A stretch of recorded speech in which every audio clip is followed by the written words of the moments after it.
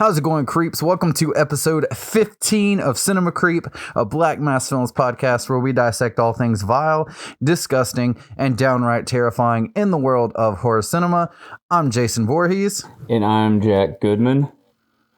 And we want to give a quick shout out to our sponsor, Everblack Coffee. Go to everblackcoffee.com.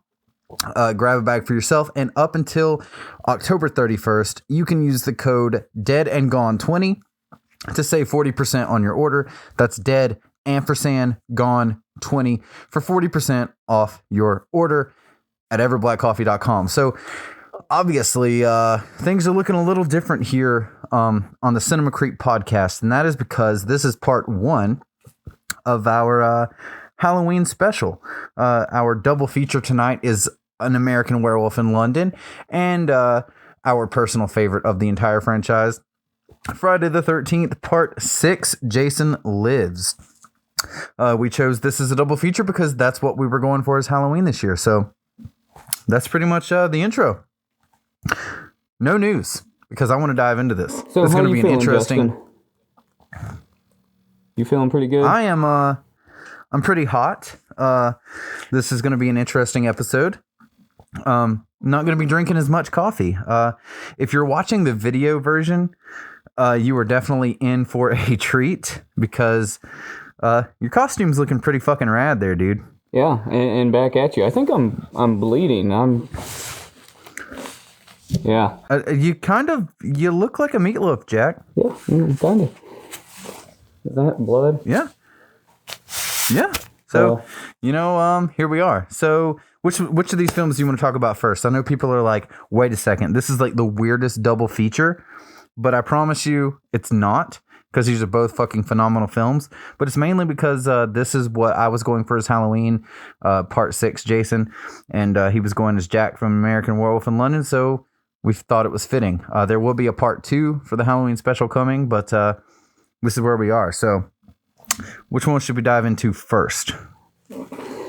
Well, so first of all, if you're listening to the audio version, like Justin said, before we jump in this, if I sound muffled, that is because I am 100% a dead corpse right now. So if you're watching the video version, it all makes sense. It's a little bit hard to breathe when you're a corpse. So if I sound kind of funny, sound out of breath, it's going to be that way for an hour and a half. So bear with me. So, Justin, I think the first movie we need to talk about is one of the best horror movies ever made, let alone the best werewolf film ever made, and that is An American Werewolf in London from 1981. Yes. So, up front, there will be, a little bit of spoilers in this, but we're going to try to not talk because I could talk about this film for 3, 4, 5 hours, dude. Oh, yeah. So, Easy. Since we got two films to talk about, we're going to try to do this in a timely manner. So if you haven't seen An American Werewolf in London, it's a 1981 film directed by John Landis, written by John Landis, starring David Naughton, Jenny Agutter, and Joe Belcher. And this is probably, in a lot of people's opinions, the single greatest werewolf film ever made. I know it's personally ours here at Cinema Creep. So the synopsis is: 2 American college students on a walking tour of Britain are attacked by a werewolf that none of the locals will admit exists.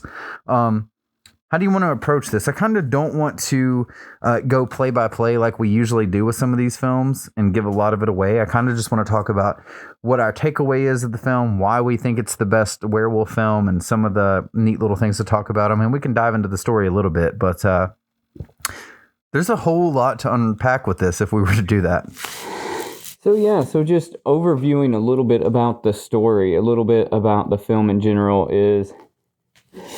One of the things you notice from the beginning is how amazing the cinematography looks, right? Like, just from the opening landscape shots, they look amazing. They're very haunting, but they're very very well composed, and initially just drew me into the film. My very first time I watched it, I was like, okay, this looks like this is going to be something different, right? Because it's a horror film, and it opens up with these landscapes in England, and to me, they're almost very calming, though. Right. And it's playing Blue Moon, I think. Is it by Sam Cooke? Is that what opens the movie? And it's just like, you're like, okay, this is something different. This is going to be exceptional. You already know from the beginning that, like, it's going to be something that you haven't ever seen before. Like, I could only imagine seeing this in theaters in 1981. Yeah, so this film, I don't remember when I first saw this film, but I'd already seen, a couple werewolf movies. I mean, everybody, you've seen The Wolfman and stuff like that. But this, to me, this isn't the only reason I think it's the best. But this is the first werewolf film I saw that wasn't the typical, like classic, almost Universal monster style Wolfman movie, right? This is like the scary as fuck, tear you apart, big ass teeth, like werewolf film. And right away, like, it's got this sense of dread because, these opening shots, they are beautiful, but they're also very just kind of gloomy because it's like the English countryside, and they're walking and they're on this trip, and you're like, oh, they're having a good time. And then as soon as they come to the pub, the Slaughtered Lamb, it's like there's just this sense of dread. And then they start seeing, all the stuff on the wall, like the pentagram and all that stuff. And it's like, so the point of this film is they're on this English countryside, there's a werewolf, and all of the people in this little county or whatever you'd call it, they know about it and they won't admit it. And Jack is pointing out like all the stuff on the wall, and he's telling David, he's like, hey, ask him what that's about. And then when they finally do, like, everybody's like, you gotta go. Like, you fucked up. And then so you're just like right away, okay, there's something weird. And it's just this constant like sense of dread and gloom. And then, they leave, and now they're attacked by the werewolf. And I remember being a kid. Well, I was probably maybe 12 years old when I saw this for the first time.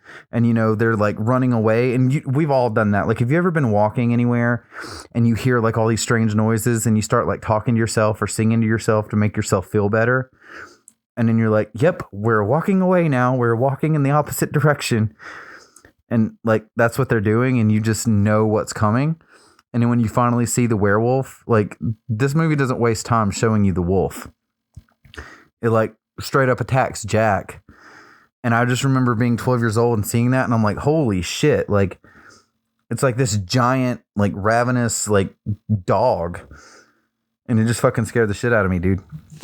Yeah, and I mean, that's one of the things about this movie is, like, first of all, like you said, going back to the Slaughtered Lamb, it plays on so many different things, like so many different words and like analogies and stuff like that and foreshadowing. Like, they go to a place called the Slaughtered Lamb, right? And it has a wolf with like I think it's like a sword going through its head or like a stake going through its head or something as the logo. And so they go in there, and these people, they don't mention anything about there being a wolf or a werewolf in the area or anything like that. Like Justin said, they just have the 5-point star on the wall and the candles lit, and that's to be basically to help ward off the werewolf from the pub itself. And, when they go out and they leave, they don't mention anything about, hey, you guys shouldn't go out, you should stay here. It's more or less like they are the lambs that are going to slaughter blindly, right? They're going out to where the werewolf is at. And the people know that, and hence, the slaughtered lamb, right? So it all like is like foreshadowing of what's going to happen. I mean, obviously, right in the title, An American Werewolf in London, you obviously know there's going to be a werewolf in this movie.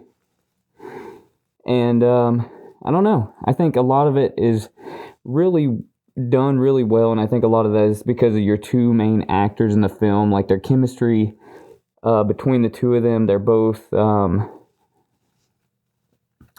they play off of each other really well. They're like two regular guys, right? It would be like me and you, like when we go on a trip, right? Like, it's very believable, because I think I read that originally they were going to try to have the two guys that do the Blues Brothers, like Dan Aykroyd and John Belushi, play those two roles. And that would have been so fucking weird, right? And John Landis was like, nah, I think I'm going to get two unknown regular guys, right? Because I think the studio was pushing for the Blues Brothers to do it. And he was like, nope. It wouldn't have been as good of a movie, in my opinion. It would have been like, I don't know. Like, because when I think of those actors, that's all I think of is Blues Brothers. So I feel like it'd kind of be like more comical. But I mean, this film doesn't just focus on, it's not like it's bigger than that opening scene, right? Because that just sets off the rest of the story. Jack's attacked. David runs off and he's like, oh shit, wait, I got to go get my friend. By the time he gets back, Jack is all mangled up, right? So now he gets attacked.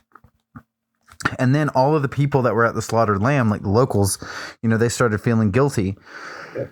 So they come out and they come to the rescue. They shoot and kill the werewolf. But David's been bitten or scratched. He was scratched, right? He was scratched, yeah. Yeah, so he wasn't killed. Naturally, yeah, he wasn't killed. He ends up in the hospital. So naturally, he's going to become a werewolf, right? So hence the title, An American Werewolf in London. And then, so the rest of the film is just about his going crazy. He falls for one of the nurses. And he keeps having these hallucinations of Jack, you know, because part of him feels guilty for what happened. But it's like every time he sees Jack, he's like more and more decayed. So basically the premise from there is, you know, that werewolf was killed. So now David is the werewolf that's alive, and everyone that he kills is stuck in like limbo. They're like the undead. And the only way for them to be, you know, actually dead and move on to the other side is for David to be killed. So it's more of a story of him battling with that and the thought of him doing these terrible things. And at first he doesn't even believe Jack because he's given him a forewarning. And he's just like, no, like this is a dream, because he has like a series of nightmares, which let's talk about those nightmares, because those are fucking like so weird with like the military, like Gestapo kind of dudes. You're talking about the Nazi werewolf. Yeah, the Nazi werewolf zombie type things. So that is Justin, the Nazi werewolves. So let's go back a little bit, right? So they talk a little bit in the hospital when David is like in his little 3-week coma that he's got going on, and then he wakes up and they talk a little bit, they hint around about him being Jewish. Right, because one of the nurses says she took a look basically at his dick and he was uncircumcised, right? Or he was circumcised. And so they're hinting around about him being Jewish and stuff like that, being from New York, you know. And so one of the nightmares he has is basically him at home. And it's just like a cutscene. Like, you don't know it's a nightmare because he gets out of the hospital and you think, well, they make it look like he got out of the hospital, basically. It's sort of like a figurative thing. And then it's basically a nightmare sequence. And all of a sudden, he's at home with his family back in New York.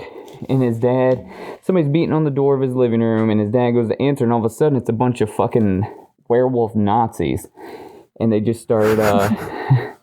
blasting. They start blasting, right? Then I just started blasting. And they start gunning down his whole family, his little brother and sister in the living room. They go in there.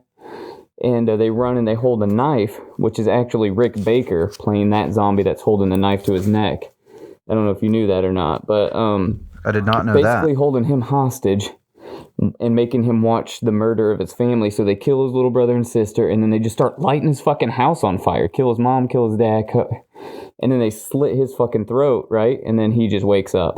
And it's like, holy shit, because every time I see this movie, Justin, somehow I subconsciously always forget about the zombie werewolf sequence. And every time I see it, I'm like, holy hell, because it's like wild. It's like nonstop. It's just like a whole bunch of growling and shrieking and Uzis. Or, I mean, they're like fully automatic weapons. They're not Uzis, but it's insane. Yeah, it's fucking nuts. And then he gets to the point where he's having a nightmare. And he thinks he wakes up, but then he's just in another nightmare. And so this is all like in his transformation. Like everyone thinks he's either going crazy, and then he starts to question his sanity. And Jack keeps coming back, and he's like, dude, no, like you're a werewolf. Like you're the last werewolf. You've got to kill yourself, or like I'm just stuck like this. And he keeps like torturing him like that. And then it ultimately builds up to him developing this relationship with this nurse whenever he gets out of the hospital, because she feels sorry for him, right? she's like, you know, you're an American boy, like you're kind of like, I'm caught between like thinking that you're basically pathetic and that you're extremely fucking attractive. Yeah, no, I mean that's literally what it is. So, you know, his I visit David and I tell him, "Hey, you know, like I am stuck in purgatory. I'm in limbo and I can't move on into the afterlife until you kill yourself, right? You got to kill yourself, David, to let me get through and you know, go into the afterlife because you've got me in limbo here." And I'm trying to convince him to murder himself because, like you said, he's the last werewolf because the other one was shot by the townspeople.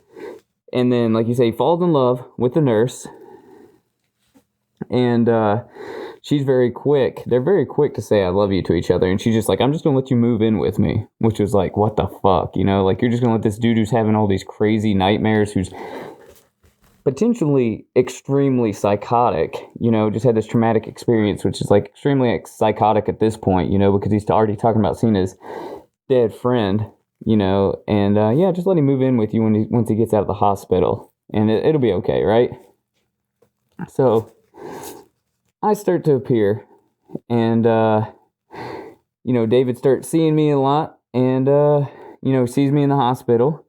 And I kind of give him the rundown of what's going on, and then... you steal his fucking toast, dude. Do what? You stole his fucking toast. Oh, yeah. I mean, of course. I mean, you know, you got to eat in the afterlife. But, I mean, so, like, we're trying to give you, like, a quick rundown of the story, and then we're going to dive into some really cool stuff because there's a lot about the production of this film that I just fucking love, that after I found out more about it, like, made me love this film even more, right? Especially, like, the work of Rick Baker. But so, yeah, like Andrew was saying, you know, he falls in love with this nurse. She falls for him. But now he finally, like, so she goes to work and she leaves him at home. And he's, like, just chilling. He's, like, listening to music and stuff. And now, like, you know, he's ignored Jack throughout this whole thing. Now it's finally time. He's like just chilling, right? And he's like, oh, I'm burning up. And he like rips his clothes off because he's like, his body temperature is like out the roof. He goes, Jesus Christ. It's like the worst acting ever. Yeah. But yet it's so like, that's probably really what my reaction would be. Jesus Christ. And then you fall down and you like rip your NYU shirt off. Yeah. Well, so then we start in my opinion, the single greatest fucking werewolf transformation scene ever in any horror film ever, in any film. It's all practical. Like this is one of the cool things about the production I was talking about. Like there's a scene where like his hair starts sprouting out of like the follicles, and that was reverse cinematography. Like, you know, they like hair punched like you know, the slab of like fake skin basically, and they had the hair in it and they pulled it through, but then they just reversed that. So it looks like the hair was like growing out.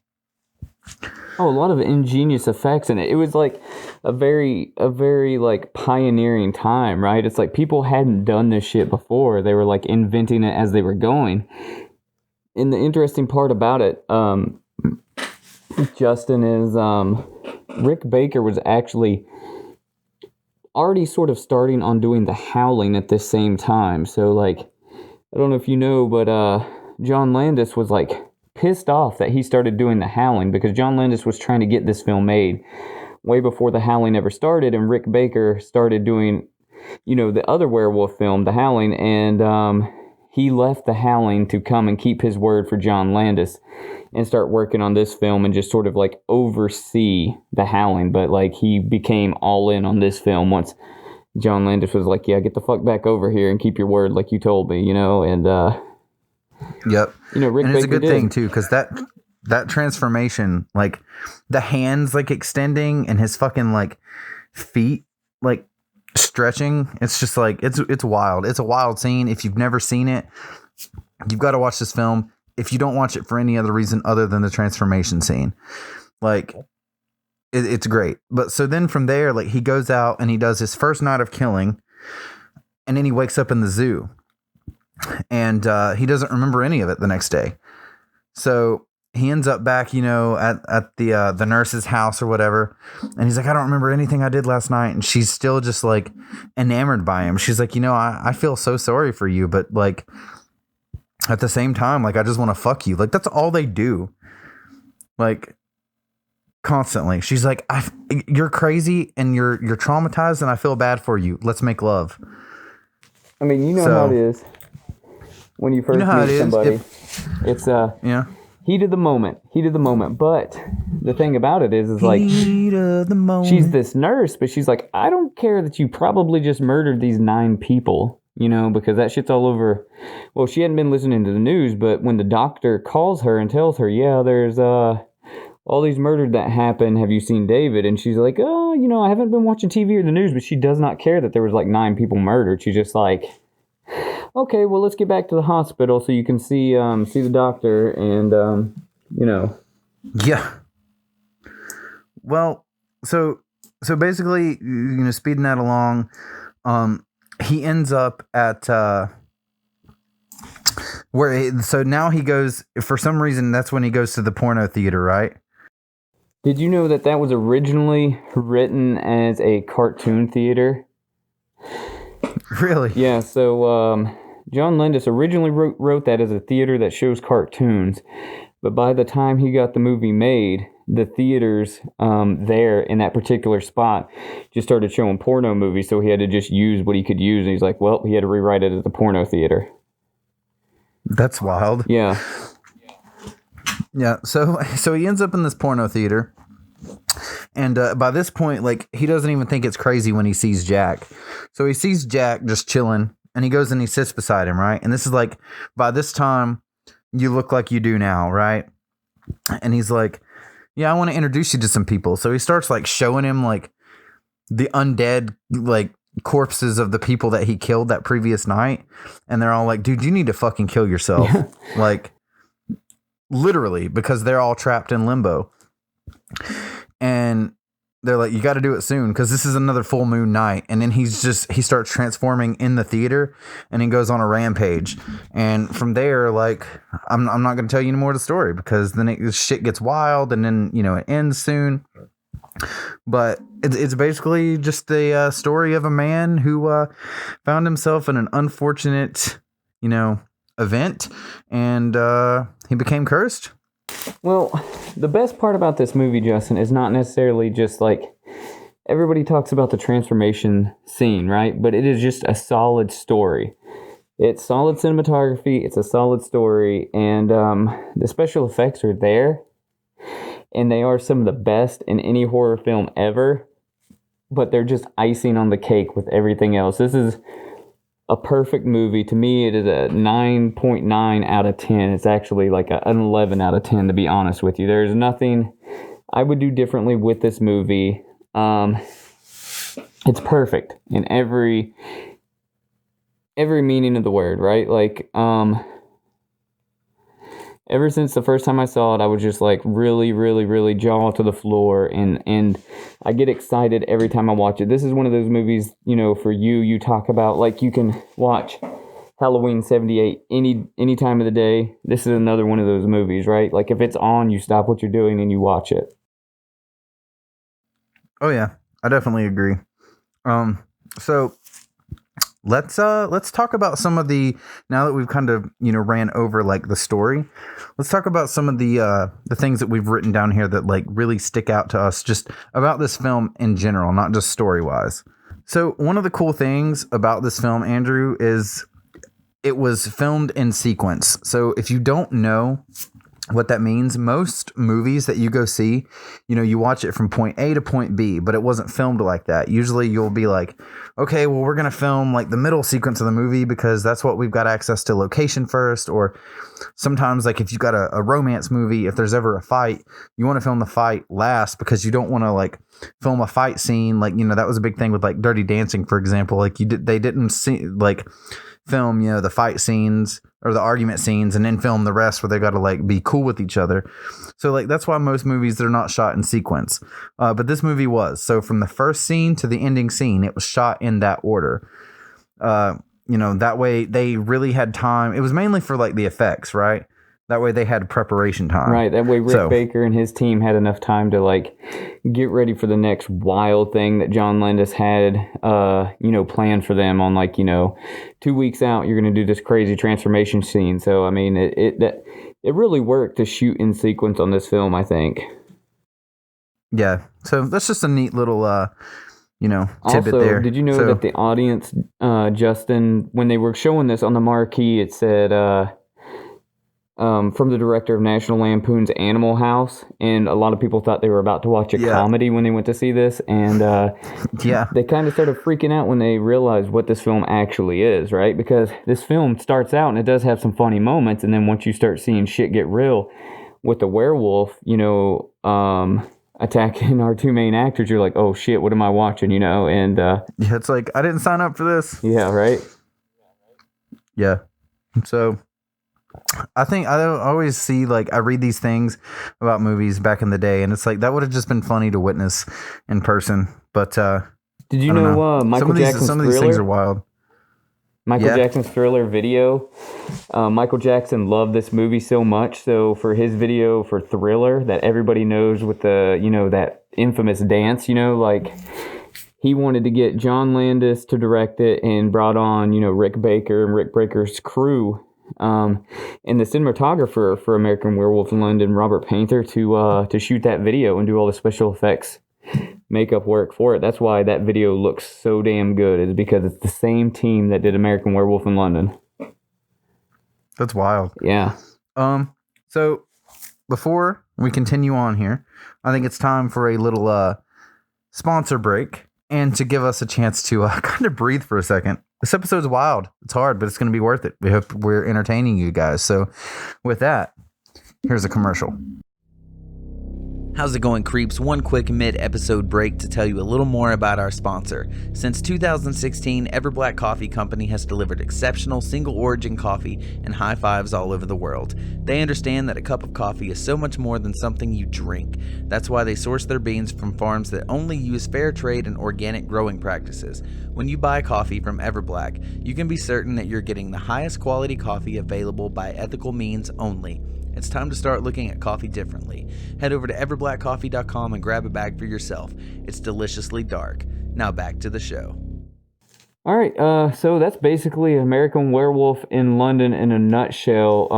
We could go on and have a 3-hour episode about this film, but we're not going to go into it. Like we said, it's chock full of amazing special effects. It's chock full of good story, and the performances from all the actors are top-notch. Best werewolf film ever made. It's definitely in the top 5 horror films of mine. What about yours, Justin? It's in my top 5 as well. Okay, so last thing we want to touch on this film is reportedly there was a remake in the works from John Landis' son, Max Landis. But apparently there's some controversy surrounding that. I don't know much about it. I just read an article about it, about how Max Landis had some sexual abuse allegations. I'm not going to go into it because I don't know whether or not that is,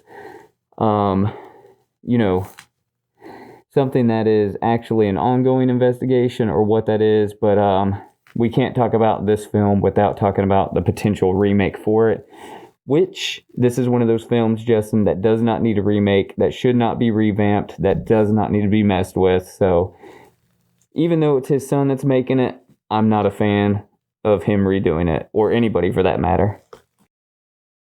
Yeah, this is one of those films I don't want anyone to touch. If you guys watching the video version of this podcast, you're probably laughing. This is what it would look like if Jason was attempting to drink coffee.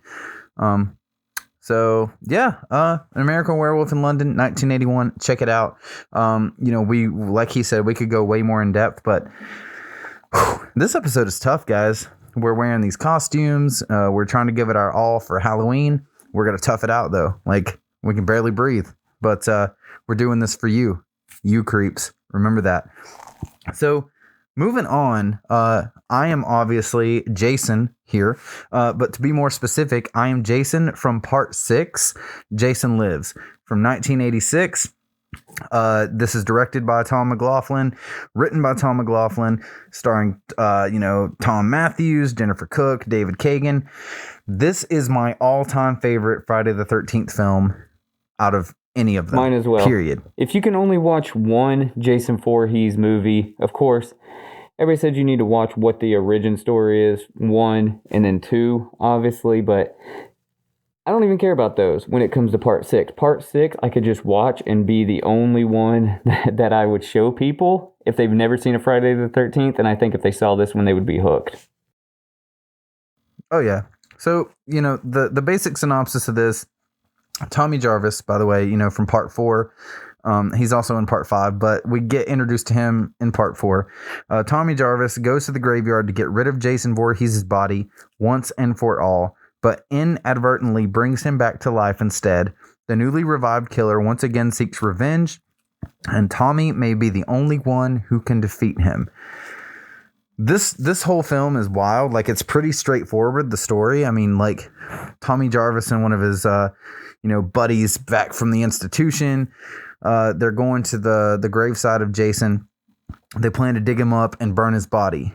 But Tommy, like, stabs, like, this part of an iron fence into him. And then, of course, Deus Ex Machina for Jason, a lightning bolt comes down and strikes the rod and revives him, Frankenstein style.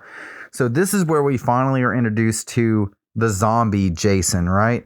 The rest of the franchise before this, he was just kind of, you didn't really know what he was. He was just like this deranged, deformed dude, like running around killing people. And then he's killed in part 4. Tommy Jarvis as a kid kills him. And then in part 5, it's not really Jason. If you haven't seen that one, sorry, spoil it for you, but it came out in the 80s. You should have seen it by now. So this is where Jason's been resting since part 4. And Tommy wants to make sure that's where he stays. But he ends up just reviving him on accident. And now he's the undead, supernatural, maggot-headed, rotting-faced Jason that we all know today. And then basically, Tommy Jarvis runs to the sheriff and he's like, look, Jason's alive. He just killed my friend. Like, you got to believe me. And naturally, they think he's batshit crazy. They try to lock him up. And here comes Jason going on a wild killing spree. And there are some funny kills in this. There are some mediocre kills in this. And there are some brutal kills in this. And then it ultimately does come to a head. Tommy versus Jason once again. So I have to ask you, what is your either favorite kill from this or favorite sequence of kills in this? Well, my favorite kill is of the sheriff bending him backwards like a lawn chair. That's my favorite kill. I mean, but there's so much. What's your favorite kill? Okay, so my favorite kill, it's not the kills that are that fantastic in the scene, but it's the RV scene. Yeah. So there's these two one of the counselors from this new camp, they've reopened Camp Crystal Lake and they've renamed it Camp Forest Green. They've changed the whole name of the town because they're trying to forget Jason existed. So one of the guy counselors, he leaves and he goes and meets up with this chick who stole her dad's RV so they can have sex. And it's the really strangest scene because, like, they're having sex, but she's all into doing it to the rhythm of the song. And she wants him to last as long as the song, which she's like, it's a 10-minute song, but the whole part's just kind of goofy. But that's what makes it, it's that 80s cheese, right? But so Jason shows up, he sees the RV, he unplugs the power, rips the cable, and they're like, oh shit. Like, so they go out and check it, they see the cable's ripped, so the dude's like, Court is his name, he's like, all right, we gotta go. So they get back in the RV and they go to speed off. Well, Jason has, in classic fashion, snuck his way onto the RV while they were outside. And he's in the bathroom, so he pulls the girl in, and the guy's like driving down the road, blasting Alice Cooper. And he thinks that she's like doing some weird shit in the bathroom. He thinks really Jason's in there just like yeah, he's like, you taking a shit? You need some company? What? You gonna let me take a peek? Company? Yeah. Yeah, so Jason's strangling her, which is a mediocre ass death. And then he comes out and the guy's like blasting Alice Cooper. Hold on. Hold your fucking horses. First off, Court is John Travolta's nephew. Yeah, which you can tell. Second of all, Jason doesn't only strangle her, he shoves her fucking head into the Well, yeah, he shoves her face through the fucking side of the wall. RV. Yeah, so like it's cool, but it's just kind of like, I don't know. It leads up and then he just like shoves it through. So it's one of those. It's not like the sleeping bag kill or something like that. No, but I mean it's a pretty cool death. But the reason, do what? No, but the whole scene between Court and that girl, all the way from the beginning of the sex scene all the way to the RV flipping, that is one of my favorite 80s movie segments because that is so quintessential 80s. Right there, it like sums up that entire time period for me, right? Because you have the all the way down to like the guy that plays Court, his facial expressions while they're doing it, her wearing like the shirt, the way she's wearing like the long shirt and dancing when she's on top. It's all like just with the music they're playing, it's just all so like over the top and just like I said, it's like quintessential 80s movies all right there, you know? Like I took the RV that's what out I'm for saying, my that dad whole sequence. and everything, you know, all everything from it won't start to somebody cuts the power to go outside and look, you know, like everything is right there.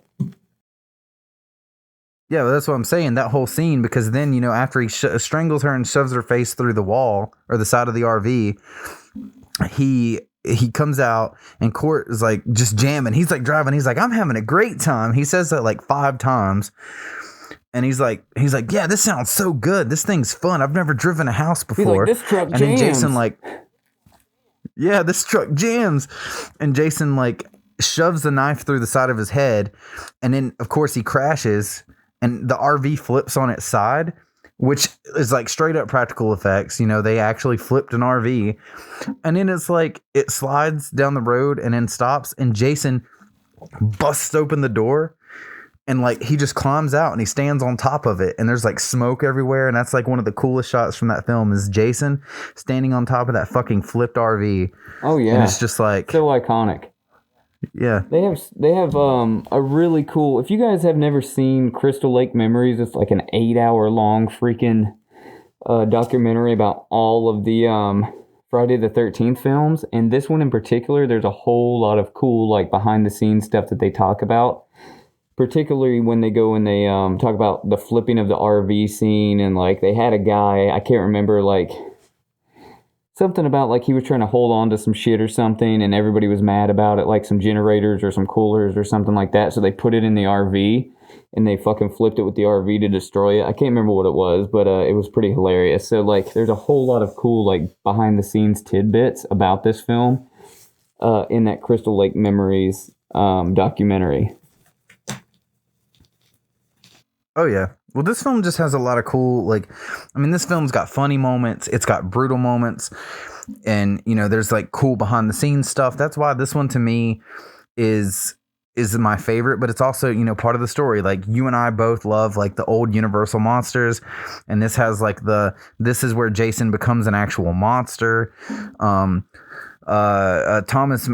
Matthews, who plays Tommy Jarvis, is a total badass. That's only Tommy Jarvis that matters. Oh yeah. He's a fucking badass. Which cool little thing. There are some fan films. If you have not seen Never Hike Alone or the sequel that just came out, Never Hike in the Snow, go check those out. Those guys did an awesome job, and they actually got Tom Matthews to reprise his role as Tommy Jarvis, like an older, you know, now older Tommy Jarvis. So that's just fucking awesome. But, you know, so ultimately, like, Jason now ends up back at the camp. Tommy and him square off. And, you know, Tommy, like, sinks him to the bottom of the lake. And they chop his face with the boat motor. And that's one of the most iconic scenes, too, for this movie is when they're struggling underwater. And then at the end, like, you just see Jason, like, floating. Like, that to me is just, I don't know. So one of the things that stick out about this movie to me is just the direction that Tom McLaughlin took it. Like you said, I mean, There's a lot of comedic elements in it too, but like I said, I think it really brings together everything about Jason Voorhees and the Friday the 13th universe and sort of polished it all together and made it one really awesome movie from the beginning, where you have, of course, the funny elements with the whole paintball scene, and then you've got the really cool stuff like Tommy Jarvis and his buddy, like shoving that fence post through Jason's chest and it getting shocked by, lightning and bringing Jason back. And then you've got like all the campers and camp counselors that are pretty funny, and of course they have good chemistry, like I said, with Court and the girl that he's messing around with. And then additionally, it has all the amazing kills and like gore gags that you love in Friday the 13th films. But on top of that, you've got stuff like the weirdness, right? So I don't know if Justin, if you talked about, I don't think you did. I don't think you mentioned about how all the people are just in the fucking woods in the middle of the night at the beginning. Like that dude that's trying to like basically trying to get some, yeah. So like that. the guy that's like trying to, like, him and his girlfriend, and then you got like the graveyard caretaker just walking through the woods. Yeah, there's just like all these people up in the woods at night. It's like, what the fuck? So it's great stuff like that, that doesn't make any sense, but then, you automatically know if you've watched 5 Friday the 13th films before this one that, yeah, this is a setup for a kill, you know what I mean? And it's little stupid things like when he kills the people who roll up in the Volkswagen, and he kills the guy when he gets out to shoot him. And then the woman gets out, and then she dies like in the puddle. And then what is it? The MasterCard or the American Express card kind of like drifts across the little mud puddle. Yeah, she's there. like, here, you can take these. She's trying to give him his money, and then or her money, and then he disappears. And then she's looking around, and then he literally like jumps out of nowhere and lands like above her head, and he's looking down at her, and he like stabs into her face, and like it's and then it shows like it was two $20 bills and an American Express credit card. It's a good product placement, right, for a Friday the 13th film. Yeah.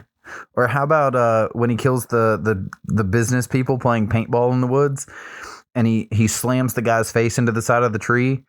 Oh, yeah. And then when he falls, it's like a smiley face covered in blood. Yeah, so that stuff is so fucking corny, but like, you love it, right? You love it. I mean, it's 1986.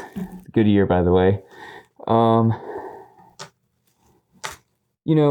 then it's chock full of humor, like when Tommy Jarvis and the sheriff's daughter, they're driving around, and she's like, put your head down. He's got his head in her lap, and then, like, of course, it keeps showing. It shows, like, the crotch shots. Yeah, it's like a close-up of his face and her crotch, and then she's like, hold on, this corner's going to get a little hairy, and he, like, looks at her crotch. It's, like, such stupid stuff, but it's, like, yeah. 1980s as soon as she pushes his face down there, she goes, that's what I want. But she's talking about the turn, and he's like, wait, what? Yeah. Yeah, it's fucking wild. I don't know. This film, it's just a good fucking time. Like, this one, to me, this is my favorite iteration of Jason. This is the utility belt Jason. Oh, yeah, utility belt. Yeah, which I've got. I'm just not wearing it right now because I'm only from the waist up. But, he's got the utility belt that's got the machete and, like, the Bowie knife and the little, the pouches that he carries other stuff in. Like, the little, he throws it and, like, kills one of the deputies. So it's like, this is it's a campy Jason, and they explain how he got it. Like, they show one of the dudes that's playing paintball is wearing it, and that's where he gets it from, and that's where he gets the machete and all of that. But I don't know. It's just, this whole film is a good time.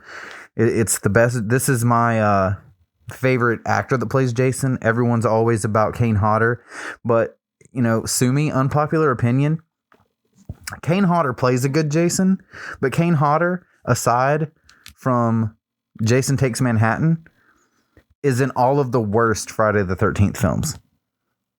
Like, explain yourself. Okay, Part 7, don't like it. I mean, I like it because it's in the franchise, but it's like, eh. Jason Goes to Hell. Well, I don't even want to talk about that. Jason X. Come on. Jason X has one redeeming scene. It's a head smash. The head smash. But so Kane Hodder himself as Jason acts the part well, but if you also think about it, he's also the most inconsistent as far as the costume goes. Like Jason X, like it was basically his normal ass haircut. At the beginning of part 9, Jason Goes to Hell, like that mask and the headpiece, like the one they looked like the freaking pumpkin. It was like a weird pumpkin kind of head, and the mask was sunken into it. Like, I don't know. So it's CJ Graham, right? Is that the Jason in part 6? That's my all-time favorite actor who has played the part. It's my favorite look for Jason. It's just cool. He's badass. This has a wild soundtrack, and this is just totally 80s, all through and through. Oh, it's such a good soundtrack, and that's one of the things is like when you have all these big like named rock stars back in the day making music for a film like this. It's just that's the thing that the 80s had. Of course, all the rock bands back then, they were like larger than life, and to pair up all of those musical acts with these movies that were larger than life, sort of like how Dokken, I think it was Dokken that did a song for Dream Warriors. They did, like, Dream Warriors. It's just insane. I couldn't imagine being the age I am now, back in the 80s, and seeing these amazing artists at the time. Like, I don't really listen to 80s glam rock, but, you know, I grew up on 80s metal because of my parents. And, you know, seeing all of these artists that everybody looked at as gods back then, also, you know,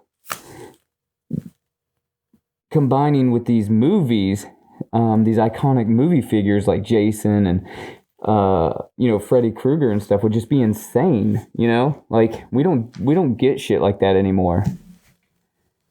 Yeah, definitely not. I mean, even like Motley Crue they didn't have a song specifically for it, but they had a song in Demons. So, you know, 80s were a wild time just in general. So, I mean, I could go on again about this one, but this one's a little more straightforward, I feel like, than An American Werewolf in London. This one's just like a crazy, wild... This is like a fun film. So, is there anything else? I mean, we could talk about... How about the fact that, you know, Tom McLaughlin, you know, he was offered to direct Scream. How about that? Yeah, that's pretty rad. He eventually turned it down, which is kind of good because Wes Craven took it the right way. Wes Craven, again, is basically somebody that we worship over here at Cinema Creep. But Tom McLaughlin would have probably gave it an awesome run for its money. Who knows where it would have went? But that's pretty crazy, right? Because the writer of Scream, you know, was inspired by Jason Lives, right? Friday the 13th Part 6, because it made him want to go on and make films and, you know, eventually write Scream and everything that came after it. So had it not been for this film and Tom McLaughlin, then maybe we would never even have had Scream, which is insane to think about because Scream is still probably, again, one of the best horror films ever made. One of the best horror franchises. I mean, again, there's some debate there with me and Justin and which Scream movies are good and which ones are not, but... Well, they're all good. There's just there's a pecking order. Yeah. So, I mean, that's pretty much it for, you know, Jason Lives. If you don't watch any other film of the franchise, go watch this one. Definitely. So, do you have anything you'd like to add? Yeah, no, I agree. Jason Lives is the best installment of Friday the 13th, like we both said. And if it's one you haven't seen because you're fucking around, go watch this one immediately and let us know what you think. Let us know down in the comments if you're watching this on YouTube, and let us know which one's your favorite and or how you rank these. But yeah, this is again our personal favorite. So Justin, I did ask on Facebook and Instagram today, do people think that Jason Voorhees could survive in modern day times, right? And by survive, I mean, do you think that Jason Voorhees would be able to not only continue to be wild and free, as Jason Voorhees oftentimes is, live out there in the woods, undetected, uncaptured, not talking about Jason X, And do you think that he could continue his killing spree? What's your thoughts on this?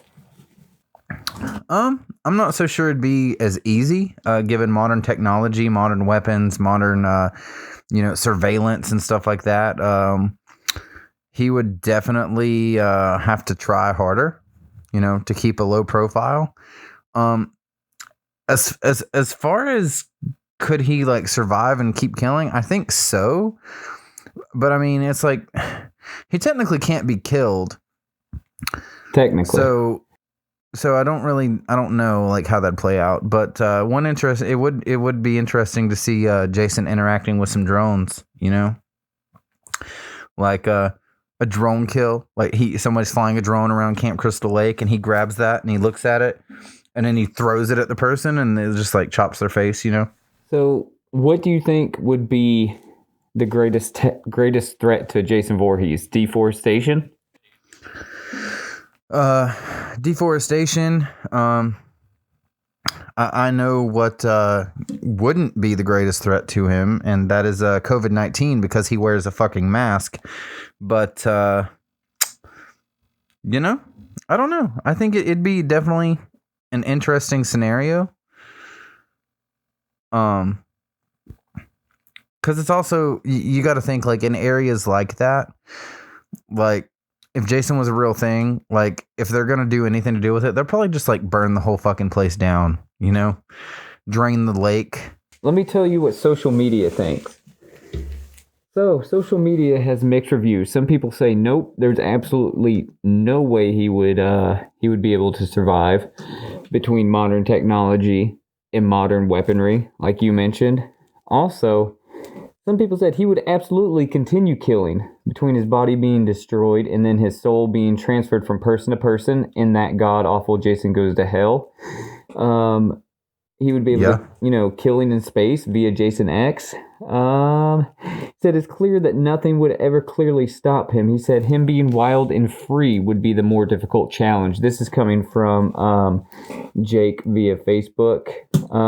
He said that it would be nearly impossible to not have attention drawn on him that he didn't have in the pre-internet era. And Schaefer states... That is true. I mean, Jason would probably be fucking canceled. Yeah, true that. And Schaefer states, considering smartphones don't always have good signal in the woods, a lot of people aren't very active now because of technology, so he would be able to keep on killing for sure. Sure, there would be live streams of him murdering people. Yeah. But that won't stop him. He can't really die. LOL. And then somebody else said he did go to space at one point. Who says he isn't secretly FBI? So shit got a little wild on social media. But I mean, the FBI is who like blew him all to pieces at the beginning of Jason Goes to Hell. So true. So, but can you imagine? Let me throw a scenario at you. Jason, instead of fighting and trying to hide from the modern world, decides he's going to embrace it. And if you can't beat him, you join him. So Jason starts a TikTok where he's killing people. Just imagine. It could happen. I would see it as more of a... I would see it more as like... this is the movie I think that would happen. This is how I think it would play out. I think that the Russian military or the German military would send infantry in to capture Jason, and then they would weaponize him against their enemies. And he would be Super Soldier Voorhees. I mean, I can see it. Yeah, I can definitely see it. It'd be that'd be after Uber Jason from Jason X. Yeah, exactly. So I think that's how modern Jason would go in 2020. But like you said, he's already masked up, so he's safe from COVID. So if Jason can he's not going to spread that shit. If Jason can social distance, so can you. So, Justin, are you ready for Trivia of Terror? I got some pretty rad questions. I'm always ready for Trivia of Terror. I am always down for Trivia of Terror. Okay, so, I'm going to hit you with one first. Hit me. All right. So, in American Psycho, What song is playing when Patrick Bateman takes an axe to Paul Allen? The band is Huey Lewis in the News. Mm-hmm. And the song is Too Hip to Be Cool. You're close. You're so close. Too. Think of the song in your head.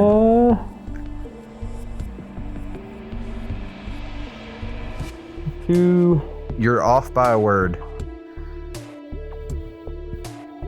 Not too hip to be cool. What? No. What would be the opposite of cool in that scenario? You got this.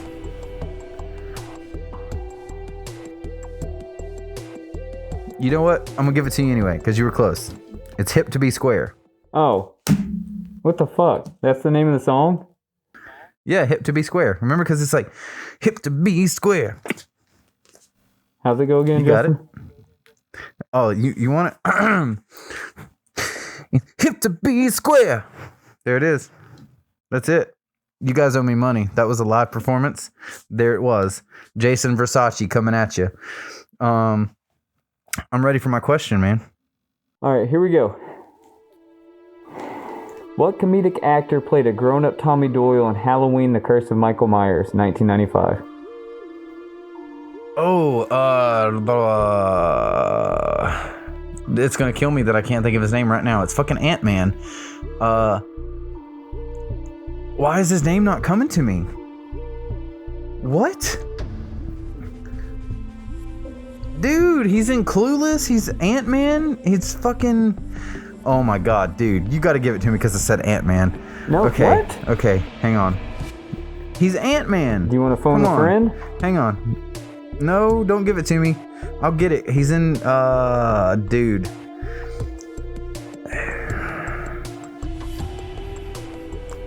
Like, I see his face. Like, I know him. And it's literally just, I'm not thinking of his name. I'm gonna phone a friend. Alright, his last name is 4 letters long and starts with an R. Oh my god, that's not helping me at all. Dude, I'm gonna miss this question and I literally know who he is. His first name is 4 letters long. Paul Rudd. Paul fucking Rudd.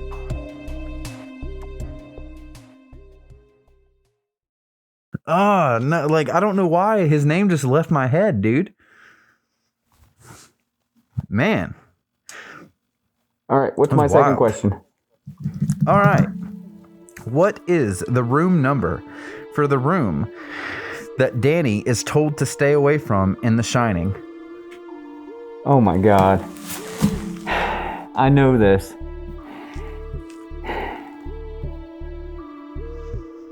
$138. That's a Misfits song. No, So what am I no. thinking? What am I thinking? We are 138. 207.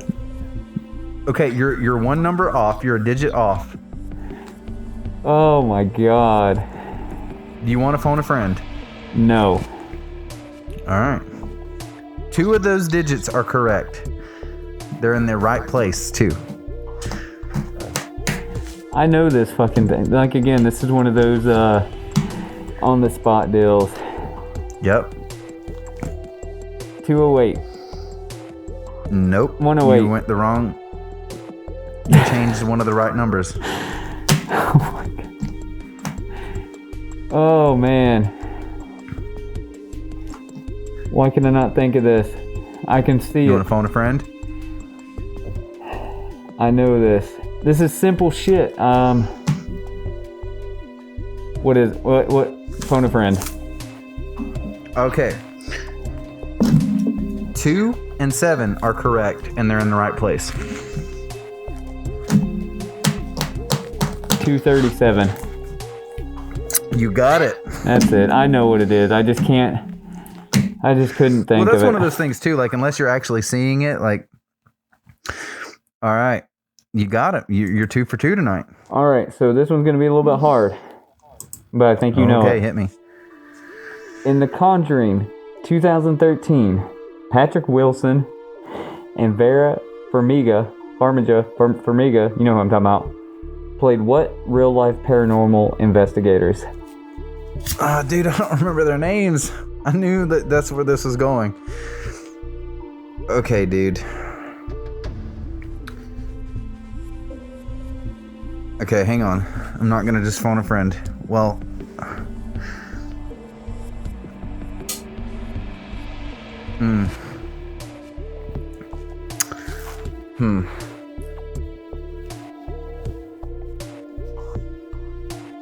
I'm gonna phone a friend, dude, because it's not coming to me. Okay, so we're looking for 2 names here. I'm gonna do my best to give you the shittiest, easiest hints that you could ever have.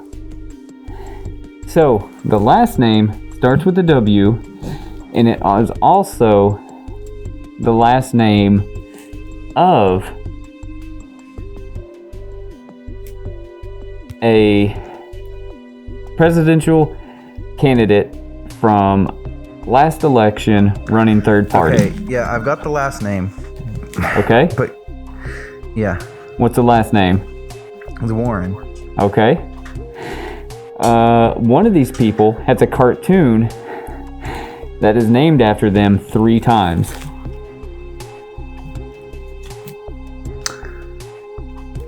Like the actual cartoon, it's that name 3 times? Yep. Holy shit. Or a variation of that name 3 times. Oh. Ed Warren? Yep. I'm not gonna get the... Alright. And then the last... Okay, I'm out of time. I got this one wrong. Give me the answers. Lorraine, even though it was Lorraine, Oh. like Lorena Bobbitt. Cock chopper. Yeah. See, I missed that one. All right, we gotta, so I want to, this is for the viewers. We need to implement some new, when it comes to trivia, here's the thing. We need to, from now on, it's just like Who Wants to Be a Millionaire.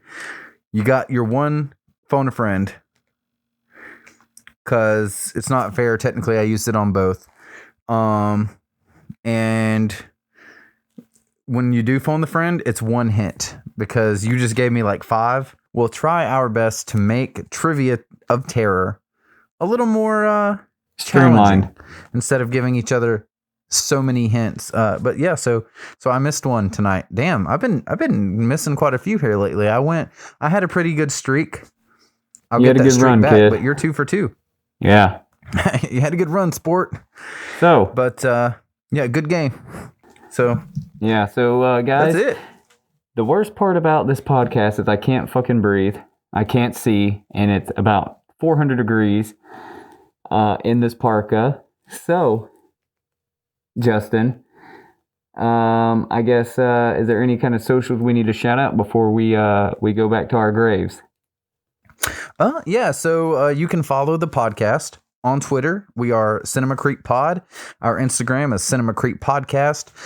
My personal Twitter is Horror Dad 13, and my Instagram is Dawn of the Living Dad. Black Mass Films is Black Mass Films across everything. And Andrew, where can we find you? First and foremost, guys, check out everblackcoffee.com and use that promo code DEADANDGONE20. And on top of that, you can find me at Drewcifer, DREWXCIFER, rhymes with Lucifer, everywhere. YouTube, Facebook, Instagram.com. Yeah. So thanks for listening. Go check out An American Werewolf in London and Friday the 13th, Part 6. Don't forget to tell us what are some of your favorite films in the comments below. And we will catch you guys for another Halloween special, here shortly. So this is Part 1. We'll see you at Part 2. See ya.